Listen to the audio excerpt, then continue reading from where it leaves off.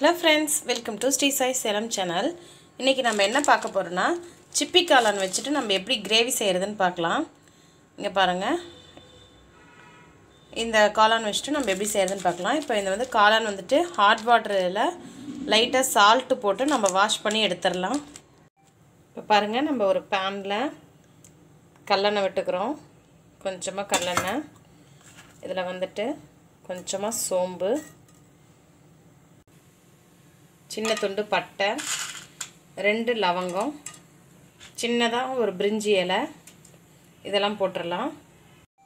இங்க பாருங்க ஒரு பெரிய வெங்காயம் கட் பண்ணி எடுத்து வச்சிருக்கோம். இப்போ பெரிய வெங்காயத்தை போட்டுறலாம்.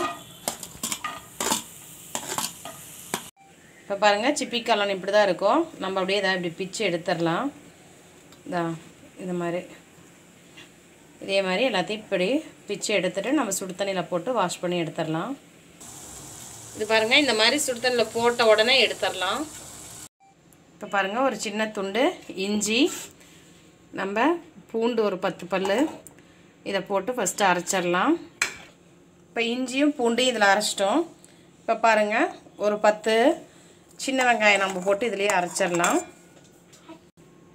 இப்ப பாருங்க நமக்கு பேஸ்ட் ரெடி ஆயிடுச்சு.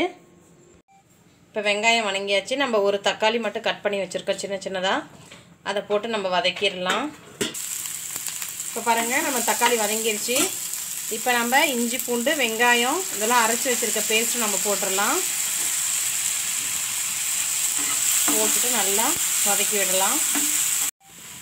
இப்ப பாருங்க ஒரு ஸ்பூன் மல்லித்தூள் போட்டுறலாம். நெக்ஸ்ட் மிளகாய் தூள் காரத்துக்கு ஏத்த மாதிரி போட்டுக்கலாம். இப்போ வந்து 3/4 ஸ்பூன் போட்டுக்கறோம். 1/4 ஸ்பூன் மஞ்சள் தூள் போட்டுக்கலாம். இப்போ இது ஃபுல்லா நம்ம mix பண்ணிட்டு நல்லா லைட்டா கொஞ்சமா தண்ணி ஊத்திக்கலாம். பச்சை வாசம் போற வரைக்கும்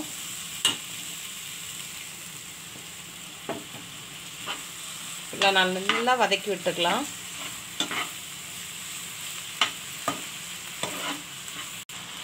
இப்போ பாருங்க நல்லா கொதிச்சு வருது.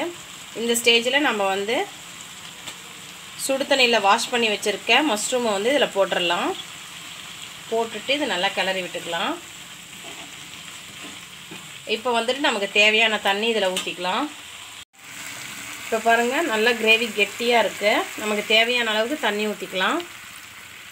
நல்லா கிரேவி வந்து பச்சை வாசம் போற வரைக்கும் நல்லா கொதிச்சு வரட்டும். இப்போ பாருங்க கிரேவி நல்லா திக்கா ஆகட்டும். ஒரு 10 நிமிஷம் நம்ம வந்து மூடி போட்டு மூடி வச்சிரலாம். இப்போ பாருங்க 10 நிமிஷம் ஆயிடுச்சு. நம்ம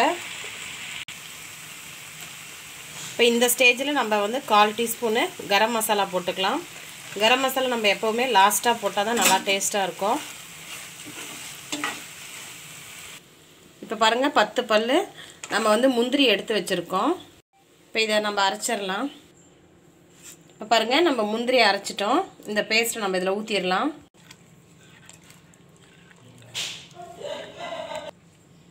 இப்போ நம்ம முந்திரி அரைச்சு ஊத்திட்டோம். இப்போ இது ஒரு 5 நிமிஷத்துக்கு மட்டும் இருந்தா ஓகே நமக்கு கிரேவி ரெடி. இந்த ஸ்டேஜ்ல நம்ம உப்பு கரெக்ட்டா இருக்கான்னு செக் பண்ணிட்டு உப்பு போட்டுக்கலாம். கிரேவி ரெடி ஆயிருச்சு. நாம வந்து இதல மல்லி இலை தூவிக்கலாம்.